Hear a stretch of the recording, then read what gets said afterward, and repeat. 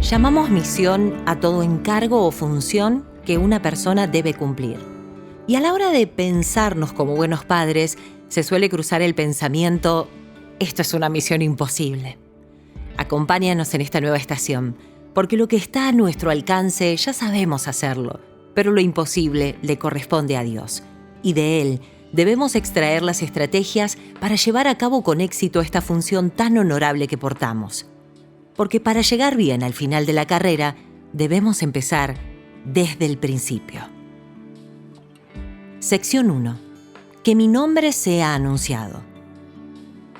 Si existe una historia popularmente conocida en la que vemos reflejada la inalterabilidad del destino de una persona, es la historia bíblica de José, el soñador. José era un joven pastor hebreo que vivía una vida de obediencia y fidelidad a Dios, hijo menor de Jacob y a su vez el único hijo que había tenido en común con su esposa Raquel hasta ese entonces. Algo hermoso y relevante de la historia de José aconteció cuando sus padres le obsequiaron una larga túnica de muchos colores y bordados. En la antigüedad, ese tipo de vestimenta tenía una connotación de distinción y supremacía debido a su valor económico, a su calidad y su porte. Este obsequio, comúnmente utilizado por la realeza, fue toda una declaración sobre su vida, una declaración de honra, una vestidura de impartición de gracia y destino. Era un hijo escogido. Claro que esta acción despertó celos en sus hermanos mayores, tanto celo que planearon deshacerse de él. Y lo hicieron. Lo vendieron a unos mercaderes y engañaron a su padre, diciendo que un animal salvaje lo había comido. La prueba que llevaron fue esa túnica rota y manchada con sangre de un cabrito. La túnica de José fue rasgada, pero su vida, su don y su propósito, no. Él, sin saberlo, seguía curso hacia su destino. Ya no lo cubría su túnica, pero guardaba dentro de sí su don para interpretar sueños, su intelecto y la fidelidad de su Dios. Llegó como esclavo a Egipto, donde halló gracia y fue tomado por un funcionario del faraón llamado Potifar, ganando su suma confianza. Pero, una vez más, encontró obstáculos. La esposa de Potifar, celosa de él por no acceder a sus propuestas indecentes y sentirse humillada, lo acusó blasfemamente y José fue puesto en la cárcel. Despojado de su tierra, de sus padres, de su idioma, de su reputación y de su libertad, aún sin eso, José seguía portando dentro de sí su propósito. Pasado un tiempo, Dios le dio la salida y nuevamente halló gracia delante del faraón.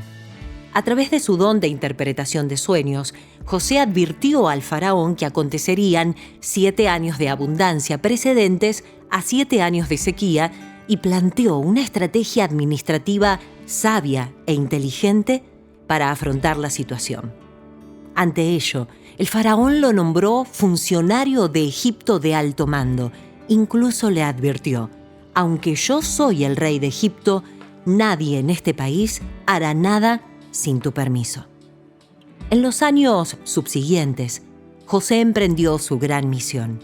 Viajó por todo Egipto, gestionando el acopio de la 1/5 parte de toda cosecha, contrajo matrimonio, tuvo 2 hijos y halló ante el pueblo respeto y obediencia.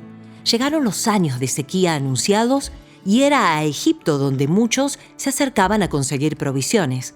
Incluso sus hermanos, los que lo habían vendido, llegaron desde Canaán en busca de alimento. Es historia conocida que José tardó en revelárseles, pero cuando lo hizo, no solamente los perdonó, sino que los convocó a ellos, a su padre y a sus descendientes, a habitar tierras cercanas a él. A través de José, el pueblo hebreo descendiente de Jacob alcanzó bienestar. A través de José, todo Egipto fue librado del hambre y la destrucción que estaba latente en estos tiempos. Incluso afectó de manera positiva a pueblos cercanos que sabían que allí, gracias a José, había alimento. José fue un escogido. Sus padres hicieron valer eso con simbolismos, con honra, con instrucción, con formación y dedicación. José era parte de un propósito. Su vida de obediencia a Dios le permitió caminar en Él, aún en tiempos de sinuosidad, y aún fue lo que le permitió perdonar, lo que para muchos sería considerado imperdonable. José tenía una misión trascendental. Él no escondió su don. Siempre se supo escogido, siempre se movió en el propósito de Dios. Y su misión alcanzó a muchos, libró del hambre y la perdición a sus autoridades, a su pueblo de sangre y a su pueblo adoptivo, a su esposa y su descendencia, a su padre y aún a sus hermanos. No solo afectó el presente, sino el futuro. Como padres, tenemos una gran misión: criar hijos, conociendo, comprendiendo y acompañando el propósito para el que han sido escogidos por Dios y prepararlos para su misión. Es apasionante ver en el ejemplo de la vida de José cómo el trato delicado de sus padres lo hizo fuerte en su identidad. Lo que ellos sembraron en él desde niño jamás cesó de dar fruto. Desvestido y desterrado, se le quitó su túnica, pero no la cobertura espiritual que le fue impartida. Se le quitó la posibilidad de habitar y trabajar su tierra, pero, aunque extranjero, conquistó un nuevo hogar. Preso y desolado, se le quitó la libertad, pero sus dones y propósito seguían activos en él. Se lo apartó de la vida social, pero su misión de afectar positivamente a otros seguía su curso y alcanzó su meta y afectó generaciones. Como padres, debemos ser conscientes de que no podremos tener el sumo control de nuestros hijos. Jacob, el padre de José, no pudo evitar lo que le pasó a su hijo, que incluso era más mimado y cuidado que sus hermanos mayores. Pero es rescatable un dato trascendental en esta historia. Su padre lo capacitó y le enseñó a leer y a escribir, a manejar negocios y a administrar recursos. Algo que era un privilegio que el padre le daba generalmente al primogénito o a alguno de sus hijos en particular. Lo entrenó, lo capacitó para su misión en esta tierra. Y esa es la mayor responsabilidad que tenemos como padres para con toda nuestra descendencia. Capacitarlos en lo que Dios los llamó a hacer a ellos, para que cuando las situaciones, aún las cotidianas, que les toquen vivir, ya no estén siendo vigiladas por nuestra mirada, para que cuando ya no dependan de nuestro cuidado, como padres, tengamos la tranquilidad de que ellos fueron entrenados para la misión que Dios preparó para ellos, y esa será su cobertura. Somos portadores de una gran y maravillosa responsabilidad. Pero si sabemos sembrar y honrar a nuestra herencia como escogidos, seremos como el padre de José. Veremos a nuestros hijos ir delante de nosotros, abriendo caminos, conquistando y afirmando su propósito, impactando en la gran misión de trascender más allá de nosotros mismos, en la misión de anunciar a Cristo. Sección 2. Ayudándoles en su propósito. Si vamos a ser padres que saben que sus hijos son escogidos con un propósito y llamados a cumplir con su misión, entonces debemos equiparlos con el arma más importante para un hijo de Dios: la oración y la lectura de la Biblia. Deseamos darte una herramienta entre tantas que hay para ayudar a tus hijos a orar de una forma efectiva y que además sea agradable y disfrutable para todos en casa. Contando con los dedos de la mano, pasaremos por cada uno de ellos para instar y alentar a nuestros hijos a orar. Al principio te sentarás y lo harás con ellos hasta que puedan hacerlo solitos. El primer paso es, por sobre todas las cosas, hacerles ver el beneficio de la oración. Hablar con Dios es una de las actitudes que debemos desarrollar para aprender a escuchar la voz de Dios y ser fieles seguidores de su amor. Paso número 1. Utilizando el pulgar, vamos a hablar de la importancia de alabar. Vamos a contarles a nuestros hijos que alabar a Dios es lo primero que debemos hacer si queremos alegrar su corazón. No porque necesite que le digan cosas lindas, sino porque si hay algo que Él disfruta, es que sus hijos sepan lo que Él hizo por nosotros y no podamos dejar de mencionarlo. Alabar es enumerar los atributos de alguien. Por eso nuestra primera parte será para alabarlo por lo que Él es. Y ahí va a depender de lo que ustedes suelan hablar de Dios en sus casas. Te alabamos porque sos grande, porque sos fuerte, porque no hay nadie que te pueda vencer. Al principio vamos a guiarlos nosotros. La idea siempre es que poco a poco ellos sepan alabar por lo que conocieron de Dios. Un día escuché a un niño orar: Te alabo, Jesús, porque hasta ahora ningún Avengers te pudo superar. En su formato de niño, él comprendió el significado de alabar. Y prepárate, porque vas a escuchar alabanzas de tus hijos que van a dejarte con la boca abierta. Así que, punto número 1, lo alabamos por lo que Él es. Segundo dedo, gratitud. Dar gracias cuando alguien hace algo por nosotros no solo es un buen hábito, sino que a la hora de hablar sobre nuestra relación con Dios es algo que nunca podemos pasar por alto. Y te contamos por qué. A través de la Biblia vemos repetidamente una actitud por parte de su pueblo: el olvidarse fácilmente de la mano poderosa y bondadosa de su Padre hacia ellos. Por eso nosotros no vamos a hacer lo mismo, vamos a aprender a ser agradecidos por la salvación que nos regaló, porque nadie nos ama como Jesús, porque lo volveremos a ver, porque tenemos una familia que nos ama. Damos gracias por lo que Él hizo, por lo que Él hace y por lo que Él hará. Dedo número 3. Peticiones personales. Como dice la Biblia, ya hemos entrado a su presencia con acciones de gracias. Podemos pedir con un corazón humilde lo que necesitemos. Vas a encontrarte con que tus hijos pueden pedir por una PlayStation como por la paz mundial. Déjalos hablar y que sepan que desde niños pueden aprender a hablar con Él de lo que sea. No les digas que su petición es egoísta o que no molesten a Dios por esas cosas. Ellos deben saber que Dios es su Padre y que Él vela por cada una de sus necesidades.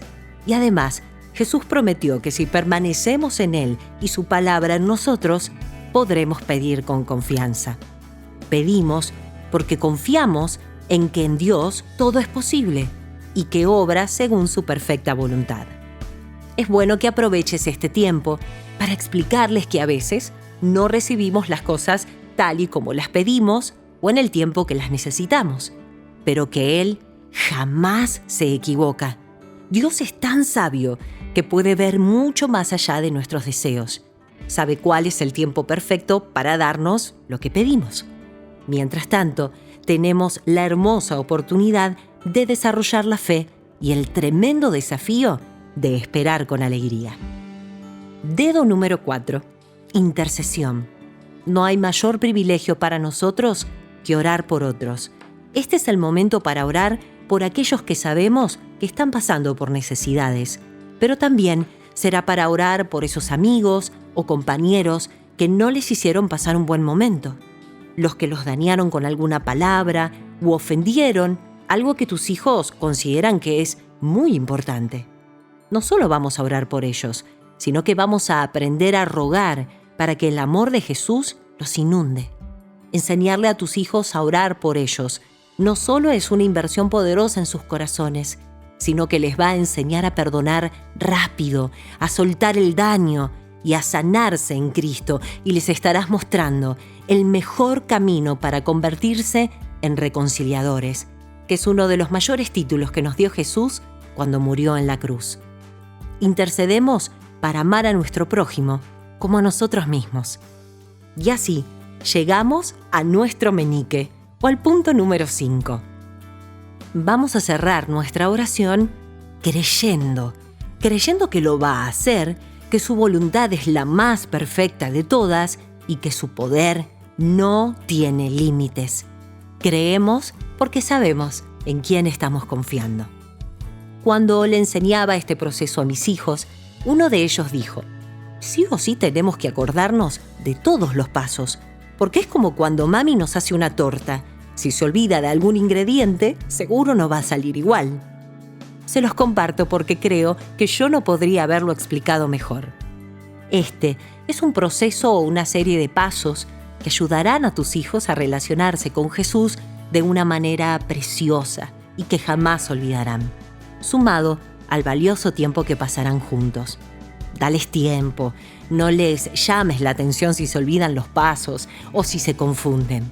Esta forma es ideal para la infancia, pero me ha servido para enseñarles a aquellos que recién empezaban en su caminar con Cristo y hasta con adolescentes, que en esa época solo les salen monosílabos. Te lo comentamos porque seguramente también puede ayudarte con otras personas. Hay algo que nos queda claro. Nuestra misión es preparar a nuestros hijos para su misión. Y debemos equiparnos para esto, porque va mucho más allá de que se conviertan en médicos, abogados o arquitectos o a lo que a vos se te ocurrió que tienen que ser. Debemos honrar nuestro rol, sabiendo que Dios nos ha confiado y prestado a nuestros hijos para equiparlos y acompañarlos en el desarrollo de sus dones y en el proceso del propósito de Dios. Vamos a declararnos libres de todo resentimiento o dolor que todavía esté en nuestros corazones porque tal vez nuestros padres no nos han equipado o preparado para nuestra misión. Vamos a perdonarlos, a sanar las heridas que entorpecen nuestro crecimiento y que hoy nos permitirá ser libres para así equipar a la próxima generación. Oremos para no perdernos nada de este proceso, para pasar tiempo de calidad con nuestros hijos, recordándoles que han sido escogidos para hacer en la tierra cosas aún mayores que nosotros, sus padres. Y eso será definitivamente y con Dios una misión más que posible.